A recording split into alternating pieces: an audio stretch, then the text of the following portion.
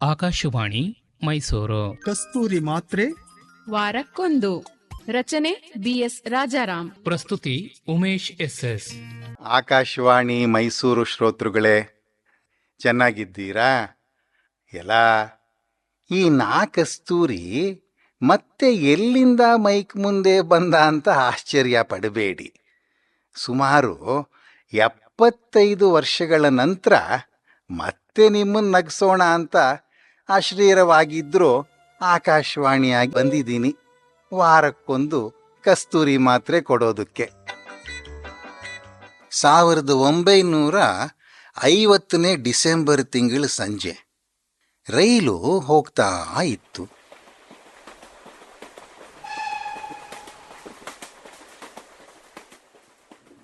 ನಾನು ಆ ರೈಲಲ್ಲಿ ಮಂತ್ರಾಲಯಕ್ಕೆ ಅಂತ ಕೂತಿದ್ದೆ. ಗಾಡೀಲಿ ಯಾವ ಫ್ಯಾನು ತಿರುಗ್ತಿರ್ಲಿಲ್ಲ. ಸೆಕೆ ಅಂದರೆ ಸೆಕೆ. ಹೀಗೆ ಯಾಕೋ ಏನೋ ರೈಲ್ ನಿಂತಿತ್ತು. ಆ ಕಡೆಯಿಂದ ಇನ್ನೊಂದು ರೈಲ್ ಕ್ರಾಸ್ ಮಾಡೋಕ್ಕೋ ಏನೋ. ಎಲ್ಲಿದ್ದೀವಿ ಅಂತ ಗೊತ್ತಿಲ್ಲ. ನನಗೆ ಗೊತ್ತಿಲ್ಲ ಅಂತ ಇತರರಿಗೆ ಗೊತ್ತಾದರೆ ಅವಮಾನ ಅಂತ ತೆಪ್ಪಗೆ ಗಂಭೀರವಾಗಿ ಕೂತಿದ್ದೆ. ಆಗಿನ್ನೂ ಇವತ್ತಿನ ತರಹ ಯಾವ ಮೊಬೈಲ್ ಫೋನೂ ಇಲ್ಲ, ಗೂಗಲ್ ಮ್ಯಾಪು ಇಲ್ಲ. ಲೊಕೇಶನ್ ಅಂದರೆ ಲೋಕೇಶ ಹೆಸರಿನೊಬ್ಬ ಮಲಯಾಳಿ ಅಷ್ಟೆ. ಯಾರೂ ಏನನ್ನು ಶೇರ್ ಮಾಡ್ತಿರ್ಲಿಲ್ಲ. ಕಂಪ್ನಿ ಶೇರ್ಗಳನ್ನು ಕೊಂಡ್ಕೋತಾ ಇದ್ರು, ಮಾರ್ತಾ ಇದ್ರು ಅಷ್ಟೆ.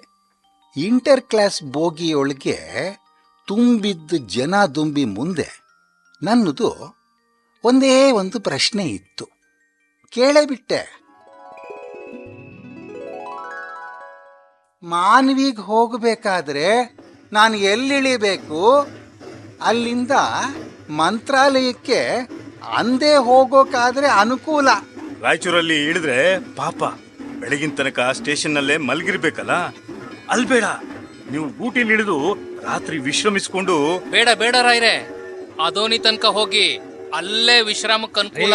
ರೇ ಅದೋನಿ ಅಂತೆ, ಅದೋನಿ ಗುಂತ್ಕಲ್ಲೇ ಸರಿ. ನಾನ್ ಯಾವಾಗ್ಲೂ ಹಾಗೆ ಮಾಡೋದು. 7:15ಗೆ ಗುಂತ್ಕಲ್ಲು, 8:00 ಈ ಕಡೆ ಗಾಡಿ. ಮತ್ತೆ ಅಷ್ಟರೊಳಗೆ ಇಡ್ಲಿ ಕಾಫಿ ಕುಡ್ದು ಸ್ನಾನ ಮಾಡಿ 11:00 ರಾಯಚೂರು. ಆಮೇಲೆ ನೀವೆಲ್ಲಿಗ್ ಬೇಕಾದ್ರೂ ಹೋಗಿ. 11:00 ರಾಯಚೂರಿಗೆ ಬಂದ್ರೆ ಬಸ್ಸು 3ಕ್ಕೆ ಇರೋದು. ಮಾನ್ವಿಯಲ್ಲೇ ಆ ರಾತ್ರಿ ಎಲ್ಲ ಕಳಿಬೇಕಾಗುತ್ತೆ. ಹೊಸಬರಿಗೆ ನಾವು ಸರಿಯಾಗಿ ತಿಳುವಳಿಕೆ ಕೊಡ್ಬೇಕು.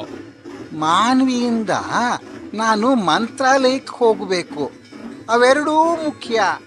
ರಾಯ್ರೆ, ಮಂತ್ರಾಲಯವೇನೋ ಅಲ್ಲೇ ಇರುತ್ತೆ.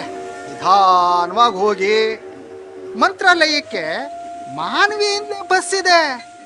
4 ಕಡೆಗಳಿಂದ ಬಸ್ ಐತೆ. ದೊಡ್ಡ ಕ್ಷೇತ್ರ ನೋಡಿ, 10 ರಸ್ತೆಗಳೈತೆ. ಇತ್ತು, ಈಗಿಲ್ಲ. ಮಾನವಿಯಿಂದ ನೀವು ಮತ್ತೆ ಅದೋನಿ ಬರ್ಬೇಕಾಗುತ್ತೆ. ಅದೋನಿಗೆ ಯಾಕೆ? ರಾಯಚೂರಿಗೆ ಬರ್ಬೇಕು. ಮತ್ತೆ ರಾಯಚೂರಿಂದ ಪೂರ್ವಕ್ಕೆ ಹೊರಟು ಅದು ಹಿಂದಿನ ರೂಟು.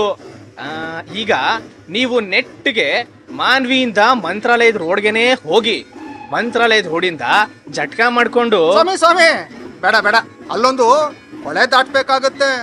ದೊಡ್ಡ ಹೊಳೆ ಅದು. ಹೊಳೆ ದಾಟಿದ್ರು ಅದೇ ಹತ್ರ, ತೀರಾ ಹತ್ರ. ಹತ್ತಿರವಾದ್ರೂ ಹೊಸಬ್ರಿಗೆ ತುಂಬಾ ತಾಪತ್ರಯ. ಅದನ್ನ ಸ್ವಲ್ಪ ನೀವು ಯೋಚನೆ ಮಾಡಿ. ಅದೋನಿಯಿಂದ ಮಂತ್ರಾಲಯಕ್ಕೆ ಬಸ್ ಇದೆ, ಒಳ್ಳೆ ಬಸ್ಸು. ಹೆಂಗಸರಿಗೆ 2ನೇ ಸೀಟು ಇತ್ತು. ಈಗಿದೆಯೋ ಏನೋ ನಂಗೆ ಗೊತ್ತಿಲ್ಲ. ಲೈಸೆನ್ಸ್ ಸಿಗ್ಬೇಕಲ್ಲ, ಅದು ಈ ಕಾಲದಲ್ಲಿ. ನಿಮ್ಗೆ ಗೊತ್ತಿಲ್ಲದೆ ಇದ್ರೆ ನೀವು ಸುಮ್ನಿರ್ಬೇಕು. ಹೊಸಬ್ರಿಗೆ ಮೋಸ ಮಾಡಬಾರ್ದು. ನನ್ನನ್ ಕೇಳಿದ್ರೆ ಜಟ್ಕಾನೇ ಕ್ಷೇಮ. ಹೊಳೆ ಇದ್ರೂ ಇರ್ಲಿ, ದಾಟದ್ರಾಯ್ತು. ಆ ಕಡೆ ಬೇರೆ ಜಟ್ಕ ಸಿಗುತ್ತೆ.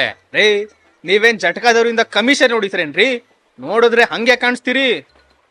ಈಗ ನಾನು ಎಲ್ಲಿ ಇಳಿಬೇಕು ಅದನ್ನ ಹೇಳಿ ದಯವಿಟ್ಟು.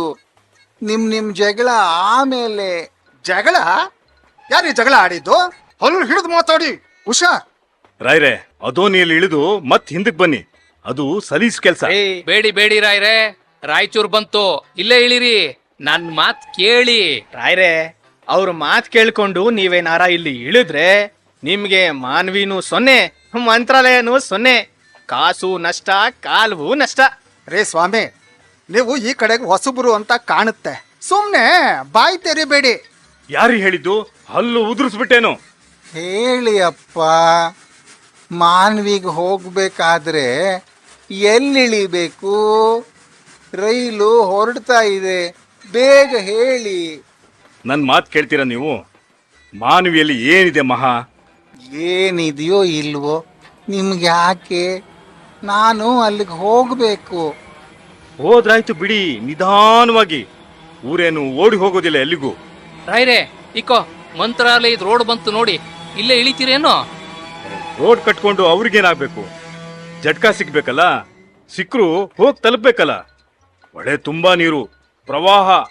ಅದೋನಿಗ್ ಬನ್ನಿ ಸಾರ್, ನಾನು ಅಲ್ಲಿಂದಲೇ ಮದುವೆ ಮಾಡ್ಕೊಂಡಿರೋದು. ಅವ್ರ ಮಾತು ಕೇಳ್ಬೇಡಿ ರಾಯ್ರೆ, ಆಮೇಲೆ ನೀವ್ ಅಲ್ಲಿಗೆ ಹೋಗಿ ಅಲ್ದಾಡಿ.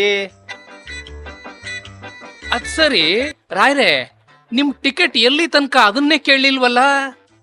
ನಾನು ಮಾನ್ವಿಗೇನೆ ಟಿಕೆಟ್ ತಗೊಂಡಿದ್ದೇನೆ.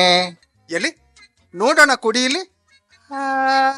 ನಿಮ್ ಕೈಲಿರೋ ಟಿಕೆಟು, ಅಯ್ಯೋ ಬರೀ ಪ್ಲಾಟ್ಫಾರಂ ಟಿಕೆಟು.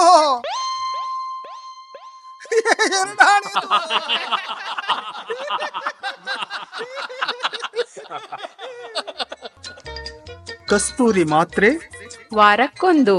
ನಾ ಕಸ್ತೂರಿಯವರ ಹಾಸ್ಯ ಬರಹಗಳ ಬಾನುಲಿ ಲಾಸ್ಯ.